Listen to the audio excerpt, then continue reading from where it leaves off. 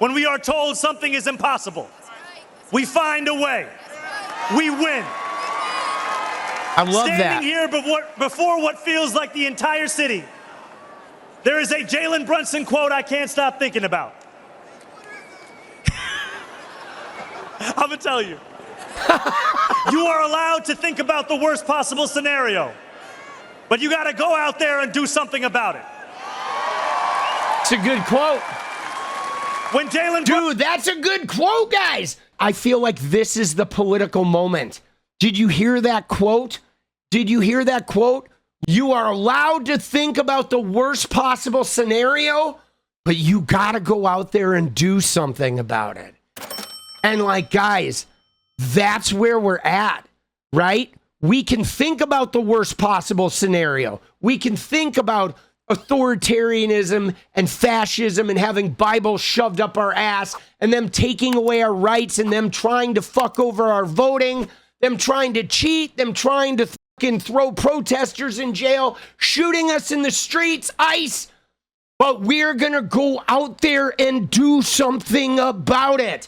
We're not going to obey in advance. We're not going to comply in advance and get quiet and give up and get despondent and to be hopeless. We're going to go out there and fucking do something about it.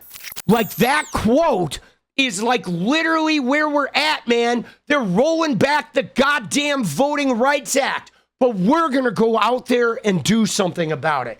We're going to phone bank. We're going to door knock. We're going to run for office. We're going to make political content. We're going to talk to our neighbors. We're going to not give up on family members and friends that are trying to get out of the cult, right? We're going to keep standing up to ICE. We're going to keep standing up to the bigots who want to cancel Pride Month. And we are going to vote, vote, vote, vote, vote. You know? And like, that is so important, guys. That is so important. Like, it is so, like, that is just so the moment we are in right now. While we're talking about New York, we got to look at this guy, okay? All right? Because, again, I like, the New York Knicks, I was never a Knicks fan. I'm a New York fan. Back when I toured 20 years ago, I knew some girls that lived in the Village. I would stay at their place. I love New York City. The first time I went there, I didn't go there until later in life. I was in my 30s. The first time I saw New York City was in 2003. I went there to hang out with a girl I knew that was living up in Inwood. That's this like Portuguese speaking area at the very north of Manhattan. During the blackout in the like August or September, it was like the fall of 2003. The first time I went to Times Square, there were no lights on, guys. It was just pitch black. I was like, this is fucking weird, right? And I got a room at the Chelsea Hotel, and I started what was essentially a 10-year romance with the city. I would go there a lot and go there on tour, and I would go there to see Broadway shows when I was trying to be an actor and shit like that. And so I've been in love with the city of New York for a long time. Okay, since like 2003, since I first went there. And I've always felt like a kinship with the city. While I was touring, I spent time in just about every major city in America. Okay, literally. I have spent time and like crashed on the floor of houses with people in just about every major city in America. So I've been around, right? But I've had a love affair with New York. Last year, my son moved there. All right, so my son is living in Brooklyn right now. He's 21 years old. I'm trying to sort of live through vicariously through him and whatnot. But the reason why I'm mentioning this is because there is something about New York that is revolutionary. And if you go there, you see it. Even now, you ready for this? Without New York City, guys, I wouldn't be doing a political stream right now. You know why? In July of 2022, I got sponsored by a credit card company, and they put my name on a billboard. So I went to New York City to do a billboard. I was in Times Square with a big billboard of me, and I went there and was live streaming from Times Square as a Fortnite streamer back when I had pink hair, right? On that trip, on my way home, I found out a gamer person I knew, his manager contacted me. They're doing a stream today with Andrew Tate. We want you to come on. I'm like, okay. So I went to the airport. I was in JFK in the terminal with my laptop up against the wall, yelling at Andrew Tate in this terminal in front of like 400 people. Me arguing with Andrew Tate and telling him to fuck off started a chain reaction that made all the Fortnite gamers hate me because I was too woke.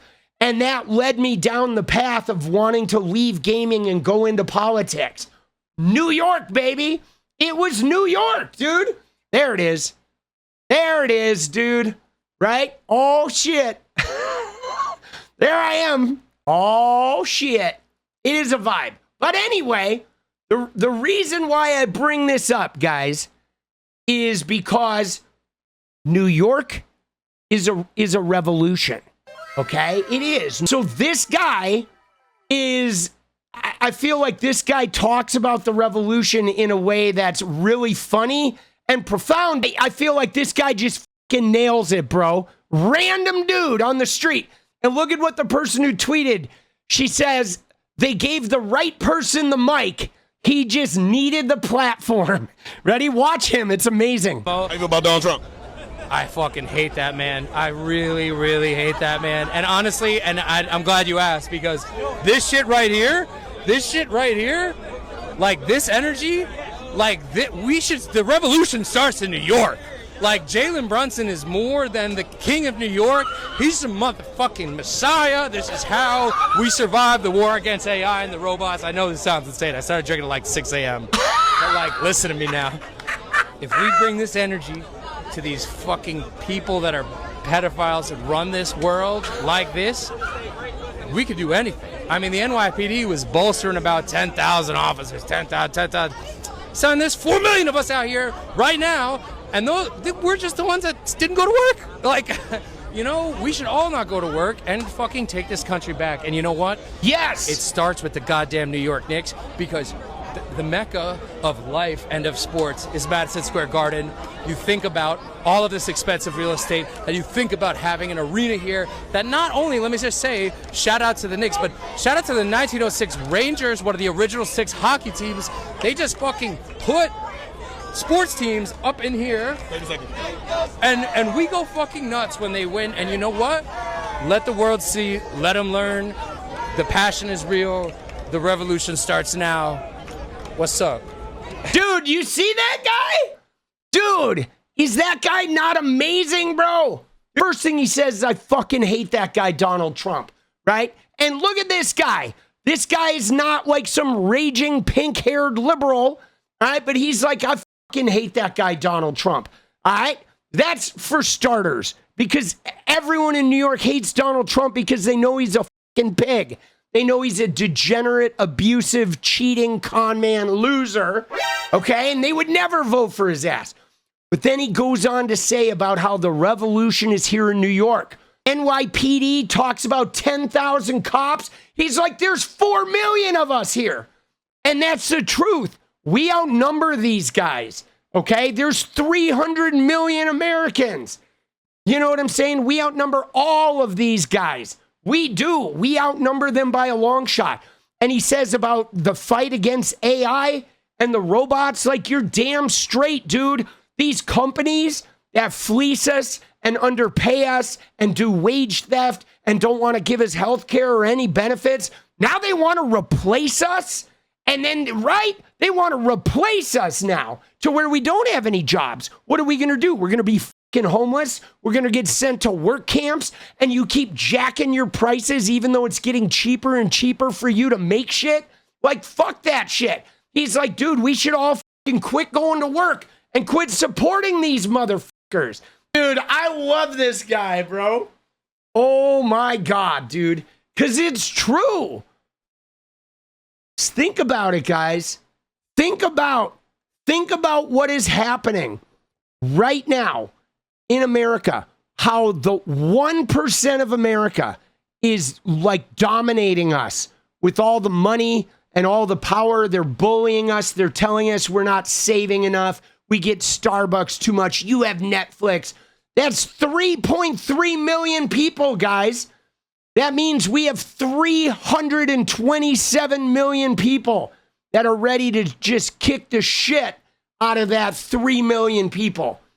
You know, so tired of having 1% of the population take everything and hoard everything and just like shit on us the whole time and tell us like we're not doing enough.